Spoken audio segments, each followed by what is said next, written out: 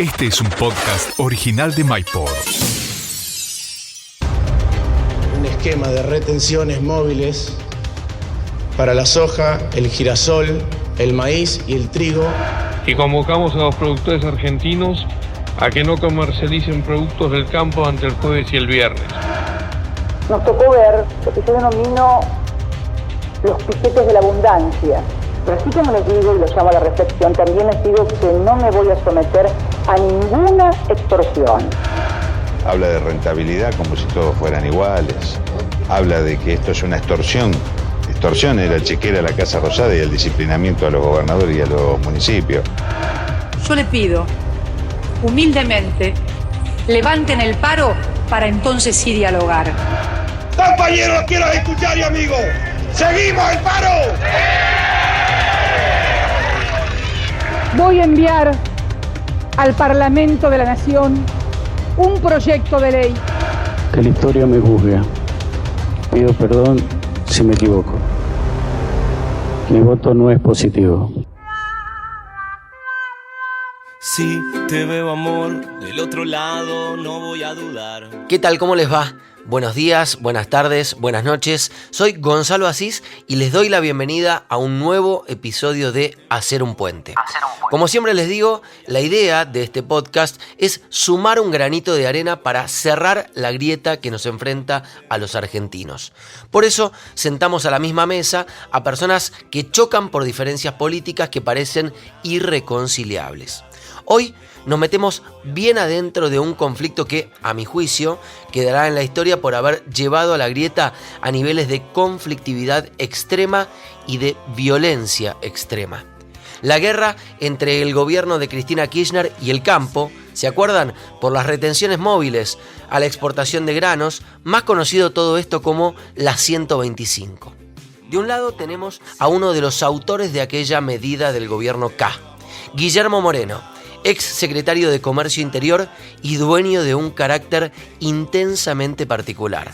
Del otro lado tenemos a uno de los 4 dirigentes de la Mesa de Entidades Agropecuarias que enfrentó en aquel entonces al gobierno de Cristina, Eduardo Bussi, referente nacional de la Federación Agraria.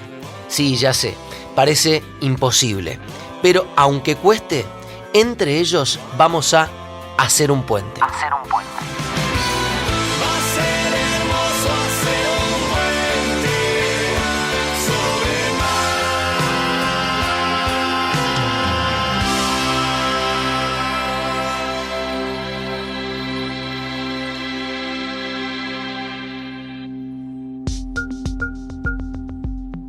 Guillermo Moreno, bienvenido, ¿cómo estás? ¿Qué tal, Gonzalo? Un placer hablar contigo, Eduardo Bussi, estimado, ¿cómo le va? ¿Qué dice?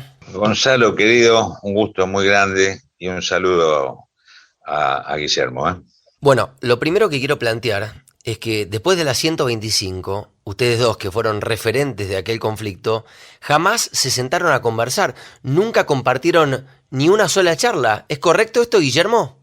Es correcto, sí. No creo que nos hayamos cruzado, creo que esta es la primera vez y para mí es un placer que compartamos este diálogo con Eduardo también. Eduardo, ¿y vos cómo te sentís con esto de sentarte a conversar con Guillermo Moreno después de tanto tiempo y después de ese conflicto tan pero tan picante?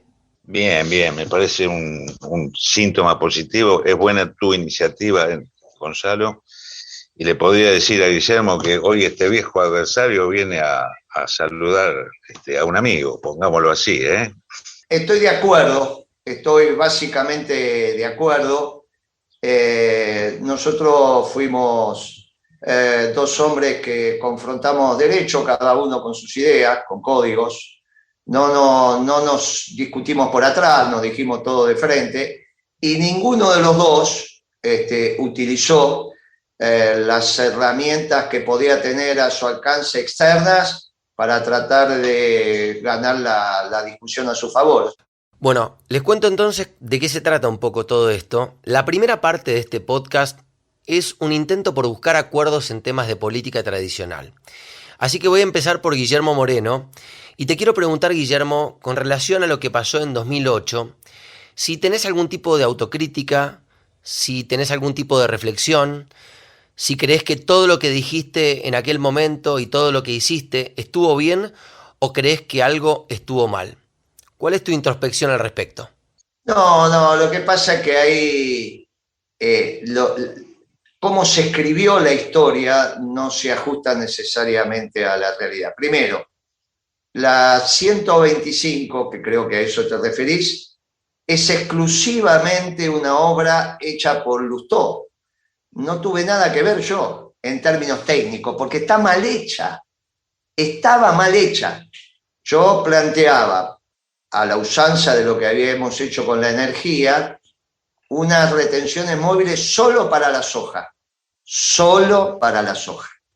Y obviamente era muy sencilla. De hecho, la resolución que yo había hecho para el barril de petróleo duró muchísimos años después que el precio internacional sobre el precio local. Y así de fácil. Y en el medio es la razón entre el precio internacional y el precio local, eran las retenciones móviles, solamente para la soja. Eduardo, en tu caso, ¿tenés algún tipo de autocrítica, algún tipo de reflexión o crees que todo lo que se hizo desde la mesa de enlace y a nivel personal estuvo bien? A ver, ha habido durante ese largo, interminable conflicto, irracional conflicto, ha habido muchos capítulos, episodios, y de mi parte existieron por ahí algunos deslices verborrágicos en la tribuna, que en lugar de colaborar para bajar los decibeles, lo que hacía era echarle mano hasta el fuego, ¿viste? Cuando uno se envalentona. Recuerdo el monumento a la bandera, recuerdo que se expresione como si acá hay que ganar o ganar, cosas por el estilo, que lo que hacía era sumar más elementos de conflictividad en lugar de buscar apaciguar semejante momento de semejante nivel de crispación. Entonces digo, yo tengo autocrítica sobre las expresiones, no sobre las acciones, que en el primer programa ahí con Marcelo Bonelli, cuando arrancó el 12 de marzo, ahí en A Dos Voces, yo decía, con la mesa de enlace, con las 4 entidades, no nos une el amor, sino el espanto. Esa, parafraseándolo a Borges, o sea, en ese momento nos vimos obligados a actuar de manera conjunta en una profunda contradicción, la contradicción que existe histórica de la Federación Agraria y sus intereses respecto a la sociedad rural y sus intereses. Para sintetizar esta primera parte del podcast, si pudiese volver el tiempo atrás, Guillermo, y pensar lo que pasó en 2008, ¿la 125 fue un mal negocio para el gobierno de Cristina Kirchner y para la Argentina? Sí, claro, pésimo, porque estuvo mal formulado técnicamente, mal comunicado y obviamente producto de una mentira. Esto no se puede gobernar si no es de cara al sol. Está mal, estuvo mal. Ahí el tema era la discusión sobre la soja, el arrastre que había, y hay que comprender, y esto hay que tener una clara visión de lo que acontecía en el gobierno en aquel momento. Nosotros teníamos un importante superávit fiscal, primario, obviamente, cuando vos devengabas los intereses de la deuda, que obviamente todavía tenían un nivel de imposición pequeño, después se fue acelerando, llegabas al equilibrio fiscal, pero teníamos un importante primario. Lo único que tenía un espíritu recaudatorio en términos de retenciones era el de la soja. Maíz y trigo era de redistribución del ingreso. Bien, cerramos así entonces la primera parte de este podcast. Insisto, yo festejo que dos personas que fueron protagonistas de uno de los hechos conflictivos más graves de la República Argentina, de la historia argentina, como fue el conflicto por la 125, se sienten a conversar amigablemente, respetuosamente, en buenos términos, como hoy, después de muchos años, después de casi 13 años, se están sentando Guillermo Moreno y Eduardo Bussi. Vamos a cerrar entonces con este acuerdo y vamos a pasar a la segunda parte de Hacer un Puente. Ingresá en www.mypod.fm y conocé todos nuestros podcasts, información y entretenimiento. MyPod. Somos podcast. En esta segunda parte del podcast seguimos buscando acuerdos, seguimos tendiendo lazos y puentes, pero ahora en términos personales. ¿Por qué? Porque yo entiendo que Eduardo Bussi, Guillermo Moreno, cualquier dirigente de la política, del empresariado, del sindicalismo, del sector social, no son marcianos que vienen de un planeta y que son diferentes del resto de la población. Son personas de carne y hueso, personas que sufren, que se alegran, que tienen hobbies, que viven la vida como la vivimos todos. Así que vamos a pasar a buscar acuerdos personales. Y voy a empezar con un tema que apunta un poco al dolor, pero también apunta claramente a vivir la vida en plenitud. Empiezo por Eduardo Bussi y te pregunto, Eduardo, si alguna vez sufriste por amor. A ver, yo he sufrido por decepciones porque te metés con alguna señorita y después termina no siendo o fracasando, o qué sé yo, pero no por rechazo, me explico, Gonza, o sea, eso, felizmente me puedo considerar un ganador, estimado, con toda humildad, ¿eh? Ahora, ¿nunca un llanto, Eduardo?